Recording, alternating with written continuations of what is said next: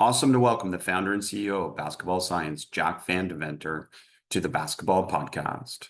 With a distinguished 45 careers as a statistician, professor, and data scientist, Jack retired as the lead data scientist of a Fortune 40 company to embark on his basketball analytics venture. Jack's academic journey includes his role as a professor of business statistics at Boise State University and later as a professor of management information systems at Washington State University. 15 years ago, Jack began advancing basketball analytics when his daughter Amy started playing junior high basketball. Collaborating with fellow data scientists, Jack realized that commonly used basketball statistics were lagging behind by about 25 years. Today, basketball science is dedicated to providing better insights to teams that strive to win, consistently pushing the boundaries of basketball analytics. Jack, welcome to the Basketball Podcast. Thank you, Chris. It's fun to be on Basketball Immersion with you. Great to have you on. And obviously, a really popular topic is basketball analytics. And maybe before we do anything else, I want to ask you, maybe what is your assessment of the current state of basketball analytics? Are we doing a good job? Ooh, that's a good question. I'd say we're doing a fair job. I feel like we're depending too much on box scores for our information. In my view, box scores give us about 4% of the information we really need to manage a team well. So I think there's some big opportunities for improvement. Of course, there is. And that's all a part of this process for all of us here as coaches to be able to have you on to help us be able to get better as coaches and as data analysts. Maybe just give us a few insights in terms of some of those things that you think we can do better. Yeah, a lot of it is getting past the thought that line items in a box score are additive. We want to believe that if I've got five players that score 10 points apiece, if I put those five players on the court, they're going to score 50. Well, sometimes there's an additive effect, sometimes there's a multiplicative effect, and sometimes there's a very negative effect. And you have producers and you have enablers. And so you want to know as a coach which ones and who greases the skids for the other ones, who the enablers tend to be undervalued. And the classic article is an article by Michael Lewis, who wrote the book Moneyball. He wrote an article in the New York Times called The No Stats All-Star, and it featured Shane Battier. This was in the New York Times, and it really changed my thinking about basketball analytics, because he's saying Shane Battier, a former Duke player who's playing for Houston, basically a lot of teams overlooked him, but the teams that did the analytics found that when Shane was on the team, everybody did better. He made his teammates way better, and he blew up other teams' defenses. And those are the unsung heroes that are out there that many coaches don't know about. Of course. And we love finding those players. And maybe why are basketball analytics seemingly so complicated in this era? The more data we get, certainly being around NBA teams and all the tracking data from above and everything that they're tracking, it seems complicated in some ways. Yeah. And Chris, I don't think it has to be. I think we make it way worse than it needs to be. But in one sense, think about this. Basketball requires more team synergy, maybe than any other sport I can think of. You've got players playing both offense and defense. It's not offense only in football and defense. You've got interactions, and success is more dependent on interaction in basketball than pretty much any other sport. So, what if you had information on every combination of player that you could put out there? You knew which players clicked, which ones didn't play. That's a huge deal. So the issue is, it complicated? Yes, because there's lots of data. But the job of a good analytics coach, the job of a data scientist, is to take all this complexity and make it simple to understand. And just as an analogy, I look under the hood of my car and I can't begin to understand how it works, but I know how to drive a car. I know the car can take me where I want to go. And if analytics are done, it should enable the coach to go where he or she wants to go. So give us an example. I know you've started this journey in basketball science with your daughter's high school team, and many of the coaches that listen don't have access to a data scientist like yourself. So talk to us maybe about that level and what can they do to be able to improve the application of basketball analytics? It's a good question. It's like how I got started on this. Like a lot of dads out there, you watch your kid playing in a game, and it could be the most minor thing ever. But if you're the dad, it's the Olympics, okay? And I found myself getting a little too wound up at my daughter's game, so I thought I'm gonna start taking stats. And I realized there's just opportunities out there. The, again, I'm a numbers geek. I work with data scientists. I work with really smart people, and and we compare notes and go, there's just huge opportunities here to identify what those synergies were. And I use those metrics that I developed at the high school level. My daughter's team won the state championship because I was able to share that with the coach, and she went on to play Division II women's basketball in Tennessee. And again, this is not the NBA. It's not the high level. It's not the high level D1 program, but her team was able to beat teams that were way better ranked, had way more talent. And so they ended up winning a championship against a team that had a record of 118-6 over the previous 6 years. So they So were what were beating some teams of those from. things that led to that type of success from your perspective, mixing in the data? This is interesting. When you look at player synergies, there's going to be two prominent things that jump out. One is the unsung heroes, like a Shane Battier. There was a girl on my daughter's team who was a 6-footer out of Kentucky, Sydney Harris. When Sydney was in the game, she made everybody better. But with players coming in and out all the time, it's impossible for a coach to be able to separate that out. Okay.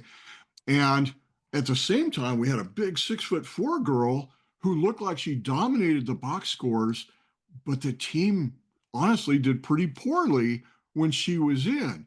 And so the box score was misrepresenting the team effect, both for the big girl who looked overvalued and for Sydney Harris, who made everybody better. And Sydney ended up winning the championship for us because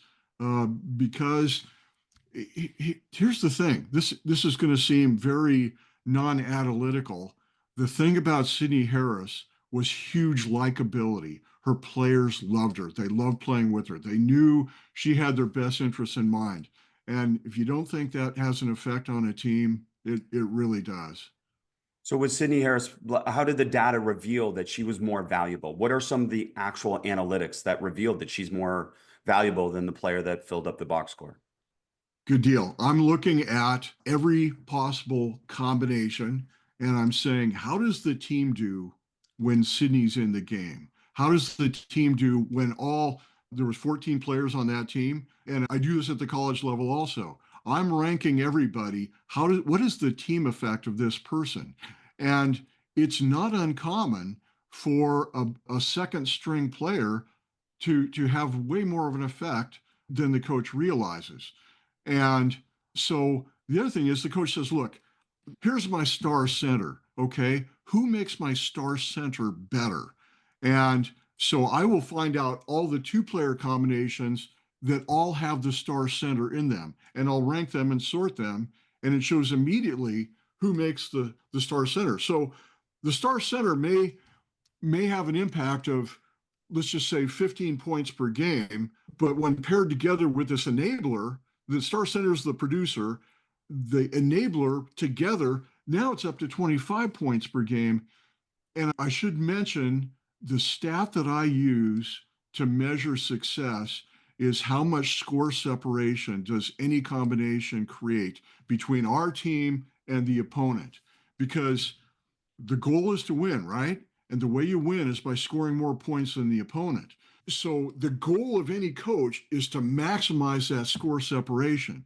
If I can find the combos that that that advance that score separation, then I'm on to something big. So talking about producers enablers, is that one of the first steps for, say, a youth coach, a high school coach, is start to figure out who are producers and who are enablers? And if so, how do we do that within the data, especially if we're not dealing with much data? It's a good question. At the end of the day, you're not going to be able to calculate this stuff unless you have certain data to support it. So your conclusions are only as good as your data. So what is that data we would need to then make those conclusions? So one of the things is knowing which players come in and out and when, and knowing what happens during the duration of their time on the court. Perfect. Pretty simple, pretty straightforward in terms of It that. it it honestly is, because we take stats. Think about this. A box score is what most people depend on. A box score says who does what in a game. If you look at play-by-play data, it tells you who does what when. And that includes when players come on and off. Okay. And you have that data available from game film. People use a product called Synergy for game film or Huddle. You can get some of it from play-by-play data. NBA and certain high-level Division One teams have cameras. So then you have who does what, when, and where. So you have yet another component. Now, I would argue that if this data is not managed well, you overwhelm coaches, players, and it has a detrimental effect. So the key is a person that says, here's what it means. I'll stop there. Makes sense. And part of the reason you're here is that we heard the rumor that you worked with a number of college teams and had an impact. And one of them was North Carolina State last year, who had a relatively mediocre season until they went on that postseason tear. So, what are maybe some of the influences that potentially you could have on programs like that that maybe are struggling and then need to make changes and the data helps? Sure. And I'll give you a little bit of background. I'm in the research triangle of North Carolina. And that research triangle is Duke, University of North Carolina, and NC State are three giant, very technical universities. Two of them, Duke and UNC, have prominent basketball programs. NC State has flashes of brilliance from time to time. So this is basketball country, but it's also analytics country. So people are passionate about basketball here. My crew and I, we live closest to NC State. They were really struggling badly. And I'll just say this, on a volunteer basis, we had a connection with NC State. We said, can we share with you our stats? So they said yes. And it was one of those things where we're throwing it over the wall and not knowing what they're running with, but we saw immediate changes. I'll say that. And so they may have discovered it on their own. They may have listened to us. That I don't know. But here's what happened immediately. We approached them in mid-January, and they're having an awful season. And I said to the analytics coach at the time, I said, you don't know this, but you've had 136 five-player combinations. So 136, the one you think is best is 89th out of that one. The starting lineup is 89th out of that 136. I say, you've got 88 five-player lineups that are better than the one you think is best. And the one you think is second best is even worse. The starting lineup was losing points to competitors at the rate of minus 6.2 per 40. And the second most prominent team was losing at 7.8 points per 40. So what we did at that time is we said, look, a lot of these 136 have only played a little bit of time together. So let's take the 16 teams that you played the most. I go, there's a team here. If you play these five players, we think you can beat anybody. And in that case, there's two phases of this. I'll tell you the one part. I'll jump ahead. They didn't play that five-player combination until the first game of the ACC tournament. Going into the ACC tournament, NC State had lost 4 games in a row. They were on death watch, okay? So they were at the bottom of the ACC tournament. They decided to play those 5 players. Again, this is 2 months after my team had recommended this. Those 5 players won 9 games in a row. They won the ACC tournament for NC State for the first time in 37 years. They rode that 5-player team all the way to the Final Four. Now, the secret to success was one of these unsung heroes, because when we approached them in mid-January, we said, you have a player on the team that was all Pac-12 the last 3 years. Michael O'Connell is a superstar, and you're playing him 17 minutes a game. And again, we were going with a go-between, but they're going, he's not that good. That wasn't true, but we said it doesn't matter because when he's in the game, NC State is beating any other team by 12.2 points. So his influence as an individual on score separation, team score separation, 12.2 points. And the guy they had in his place, there was a 6'6" guy. We said, if you put him on the bench, you're gaining 5.5 points. We knew exactly the impact each of these players and combinations of players would have. So they did listen immediately to the Michael O'Connell story. He started the next game against Miami. They upset Miami. They played the next night at Georgia Tech. They beat Georgia Tech. And so he was crucial to their late season success. But he was one of those, he was the Shane Battier. He was a superstar and they just weren't aware of it. And the stats made it shine. And you're approaching it from this perspective, which is unique. And that was what was intriguing. And some of the pre-work for you is that how important is team synergy seems to be keep coming up. And that doesn't necessarily seem to be a typical analytics thing that a lot of people deal with. So the interaction among teammates, and obviously, clearly that's traditionally hard to quantify. So are we able to measure that synergy? We're talking about the ideal situation, but let's say in not the ideal situation, what is maybe one or two things that I can do to measure that? Part of this depends on how we define synergy. My presumption is if I've got a group of players that's knocking the socks off all their opponents, I'm going to presume a dramatic synergy. It seems this is something I can't quantify because not everything in basketball is quantifiable, but it is not uncommon for a highly likable player to be a gigantic catalyst for success. And a player who's a troublemaker, that's a problem. I'm going to give you an example of what I'm talking about. There was a team in the West. This is a prominent basketball team in the West. 3 years ago, they had a player on the team that was reputed to be a superstar, and indeed, he was highly talented. But this team got off to a 3-4 start, and the coach has been working with this guy, trying to get him to just not be a jerk. The coach, when they were 3-4, the coach finally let this guy off the team. That team went on a 14-game winning streak. They removed a highly talented player and they were on fire after that. So yeah, does attitude matter? Oh yeah. Oh yeah. And the way I'm tracking it again is not attitude. I can't measure attitude. I can't measure certain things that only a coach can see, but I can see the impact of it.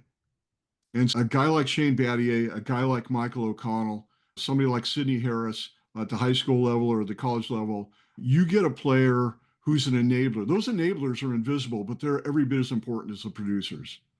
So what are some other examples where you see analytics influencing game outcomes? You know, here's another aspect of it. And this is, you talked about, we're focused on player synergy, but we're focused on a lot of things.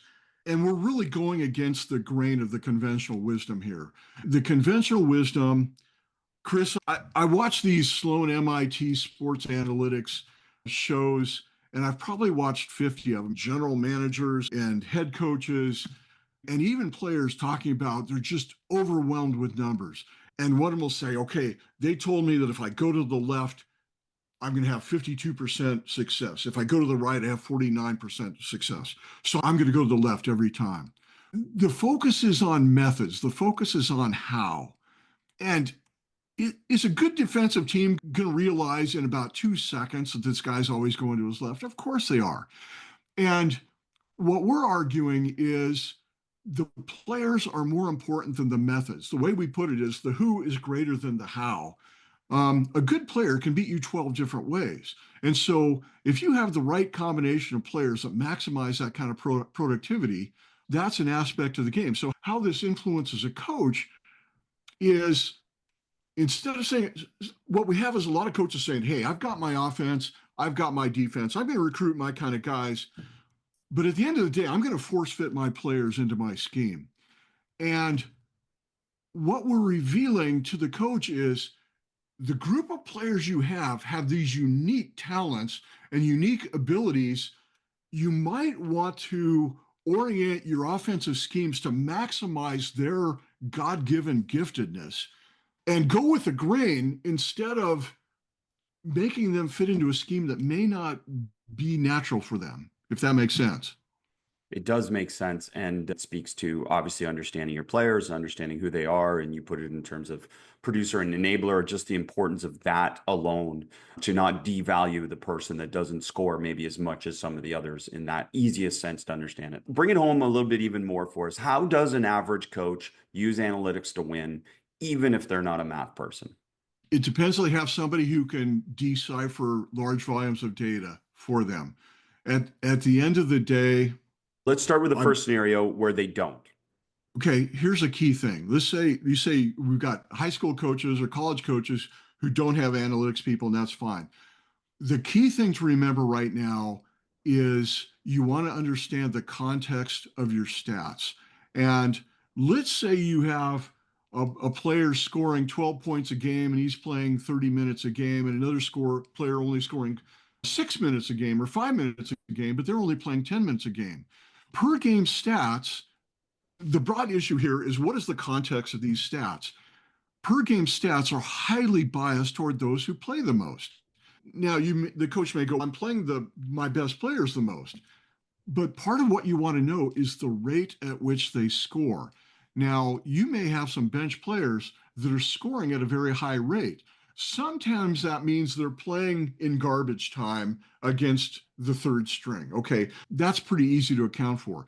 But sometimes, to a coach's surprise, you've got a second stringer who's really more valuable than the per game stats. So, what I would do is I would take your stats, divide it by the number of minutes played, and then multiply it times the length.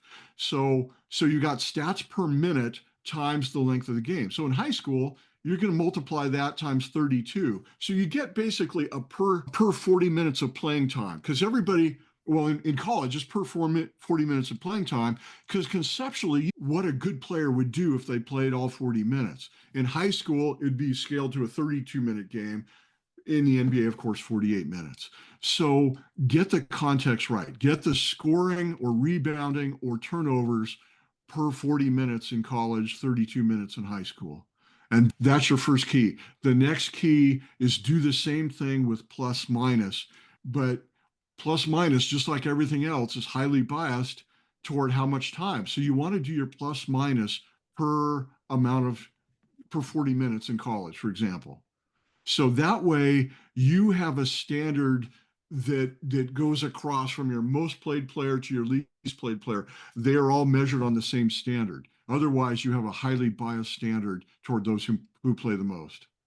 So that's a great answer for someone that doesn't have someone to work with around the data. But if you do have someone, what is some of the best advice to a coach that has someone to be able to pass them the necessary information or disseminate between the information and help them decipher it?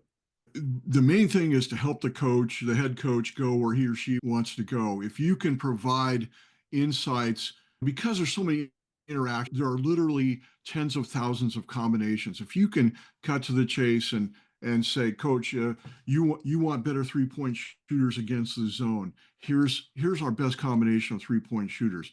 Here's our best players against the steal. So, what an analytics coach working optimally should envision certain game time situations. We're going up against a fast paced team. Who's best at stopping the fast break? We've got situations where we're up by two with a minute and a half left. Who do we want in there that won't turn the ball over, that has voracious defense, and flip that around? We're behind. Who's our best 3-point shooters? Who's our best rebounders? Who's our best ball stealers? Which five is going to maximize those things in those certain game contexts? And if you know that ahead of time, you're in an excellent position to do that. I was working with Washington State University last year. They had an excellent team. They had beaten top-ranked Arizona at Pullman, and they were headed down for the grudge match down in Tucson. It was a nationally televised game. By this time, Arizona was number one ranked. The coaches are calling me and talking to me before the game. It's like, what do we need to have in here? Who do we need? I said, you need to free up a guy named Jalen Wells, who'd been a Division II player the previous year. He led the nation as a 3-point shooter. I said, get Jalen Wells in there. And here's another guy named Kaimani Huinsu, who worked really well with Jalen. I said, if you're in a bind, you need to get and Jalen in there because they have that synergy that maximizes it. WSU was down at the end of the game by 2 points. Kaimani Huinsu gets the ball. He pops it over to Jalen Wells is in the corner. He gets decked as he's shooting the ball. He doesn't see what happens. He hears the crowd roar. His three-pointer goes in. He goes to the line. And he hits a free throw. They win the game against number one Arizona by having the right players in at the right time. So there is data available and everything. We've talked about that. Are we taking decision making away from coaches while at the same time maybe paralyzing them with too much information? And if so, or if not, what is the best practice for a coach? Yes. The best practice for a coach is to have an analytics person who understands that the head coach is the head coach and the analytics person is there to serve the head coach's direction and needs. Too many analytics people, too many data science people have big egos. Yeah, they understand the numbers, but at the end of the day, the coach is the one driving the bus, heading things a certain direction. You can comment and say, hey, here's the opportunities here and there. But at the end of the day, the coach has got to run the team. And and Chris, a key part of this is analytics people want to think that they're the be all and end all sometimes, and not everything is quantifiable. The coach is going to know which players just failed a big test or grandmother just died or whatever. There's a human factor that just isn't measurable. So that a head coach in proper perspective can align these in their proper priorities. And that makes sense. And so, in some of your basketball science work, you've identified key targets, specific analytics for advancing an understanding of basketball. I want to say you've 300 of them. Is that correct? And then with that, how do you arrive at one or two that actually impacts your team in winning? This is a huge issue. Good question. There are so many basketball stats out there, it's overwhelming. And so, coaches, how do you prioritize? Are they all the same? No, of course not. And one of the things we already discussed is the be all end all stat is to win the game. You want to create that score separation, you want to score more than the other. So, the one single stat that drives everything else is maximizing the score separation. That's every coach's number one goal. But the other 299 stats can shed light on why and how that's happening. And I mentioned that I'd recommend a particular five-player team. I can use some of those other stats to know why is this team so dominant and what is it? Now, even with the score separation, there's two components of that. I may want to maximize the offensive component of that. I may want to maximize the defensive portion of that because the best offensive team may not be the best defensive team. So, obviously, in score separation, you need to do both together, but you can subdivide. And with the other stats, these other stats will reveal just what's working and what's not working and where the weaknesses are and how to improve them. One of the things, and we talked about unsung heroes, but there are other cases where you have a dominant score, for example, and this player looks like this is the best player on the team. But as I alluded, you can have the best player on the team have a terrible team effect. And one of the teams this year, we identified a case where the apparent top player, the team was actually losing points when he was in the game. And the issue was he was weak on defense. And we didn't want to lose his scoring ability, but the coaches work with him to shore up the defense. And now he's a complete player. And part of the other thing is not necessarily the player. The other four, if you have a dominant scorer, the other four may find themselves deferring to that player. And that's a problem also. So that's where drilling down into those other 299 sheds light on maximizing your scoring, your coaching acumen. So at this point, how much can a coach or should a coach depend on analytics for success? If they're using the right stats, the opportunity is immense. It is like driving a car. It's if a coach likes walking, that's one thing, but if you get in the car, that car can take you places you can't go otherwise. But the coach has to have confidence in the analytics. And there's been times where we've handed coaches a winning formula on a silver platter, and the coach is, nope, I'm not having it. And that's okay. He's in charge. We work for him. That's okay. I'd say if in doubt, back away. But part of it is if you have a vehicle that can take you places, it's worth your investment of time to know what the validity or lack of validity is in some of these stats. Just because somebody's a highly credentialed PhD doesn't mean squat if the coach doesn't buy in, if it's not really valid. And here's another thing. We've got all kinds of analytics in basketball that have never been validated. People depend on them. They look at them. They have never been validated. Some of them just flat out don't work. And so if a coach is skeptical, I don't blame them. So you mentioned Moneyball. That was one of my first explorations of this topic in any way. So talk to us maybe a little bit about comparing basketball, where we're at compared to some other sports in terms of analytics, and then maybe turn it back to basketball and just give us what are the advantages of basketball and analytics over some other sports? Good question. Good question. Baseball is way down the road in analytics. And the reason baseball is way down the road is baseball is full of very short, discrete events. I would say maybe football is a little bit behind, but everything in baseball, one pitch, the batter swings or doesn't. If he swings and the ball goes here, you're able to trace the events very readily. And contrast that with what I'll call the fluid sports, basketball, hockey, soccer. Okay. The reason basketball analytics works is you've got it all chunked up. The secret to analytics in fluid sports is being able to chunk up the game into pieces. And that's the goal. If you can do that, you win. And it takes I'm really good at what I do. It's taken me 12 years to get to this point where I feel like I've got a handle on this. But having said that, basketball has a huge advantage in that there's lots of scoring. Soccer, I can chunk up the game, and a game might be 1-0. I can't maximize scoring. I've got a statistical problem. I've got a low sample size. My confidence intervals are so wide, I've got no information really. And so they use proxy variables like shots on goal and things like that. But at the end of the day, basketball has lots of scoring. So we can tell a whole lot about what leads to scoring and what detracts from scoring if you're focused on the defensive side. So that's huge. And we talked about the synergy in basketball being so much more prominent than any other sport. That's why it's imperative that a coach is get a handle on this synergy, because the interaction in basketball way more important than you can swap out baseball players all day long. That's not the case in basketball. It has much bigger impact. Fascinating. All this is fascinating. And of course, your website, basketballscience.net, but what is basketball science to you? Because that seems to be a little bit of an all-encompassing term and probably more than just analytics.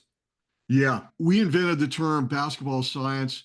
It's a combination of two things, two phrases, basketball analytics and data science. We were a bunch of data scientists. And what a data science is, they're they're statisticians or computer science. They're into big data, and we're trying to. Here's a way to put it. When my kids were little, they go, "Dad, what do you do?" And I go, "I do dumpster diving with data. I dive into a big pile of data. I find out what it means. Here's the opportunities. Here's the risks. Here's how we make money. Here's how we lose money. Here's how we win games."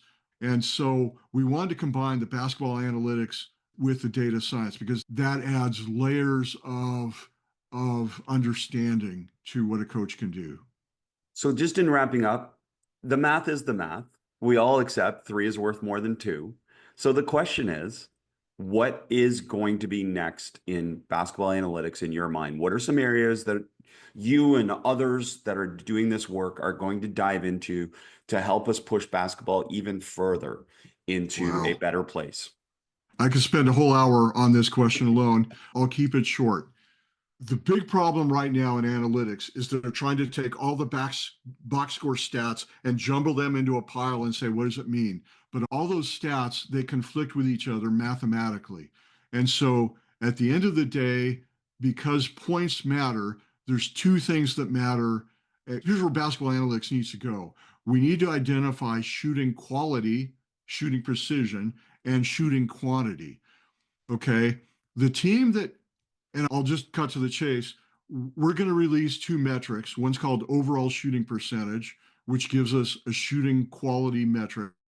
We're going to release another one that's basically it's equivalent of shots on goal. It's attempted points. Those two things, shooting quality, shooting quantity. The team that has the higher shooting quality, the shooting precision, wins the game 86% of the time. And so basically, 5 out of 6 times, if you have a higher shooting precision, you're going to win the game. And you're going, well, that's weird. How can I lose a game if I have a lower shooting precision?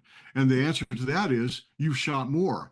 The other team, basically, by steals, by rebounds, you've had more shooting opportunities. So coaches don't realize this as clearly as they could. You can still beat a better shooting team if you do the right things by shooting more. So shooting quantity, we're going to do that. Here's another thing. Basketball games are like boxing matches. There's prize fighters going at, and it's basically a draw, and then one fighter lands a flurry of punches. Those punches are like scoring streaks in basketball. Those are what make the difference in many games. We are deep down the road on streak analysis. Okay. The other things we're working on, possession analysis. Everybody talks about how important possessions are, but you ask a coach how many possessions his team had, they don't know because the metrics for measuring possessions are inaccurate. They're approximate. Possession analytics, I could go on and on. There are so many opportunities that are opening up, and we're just getting started. It's going to be fun.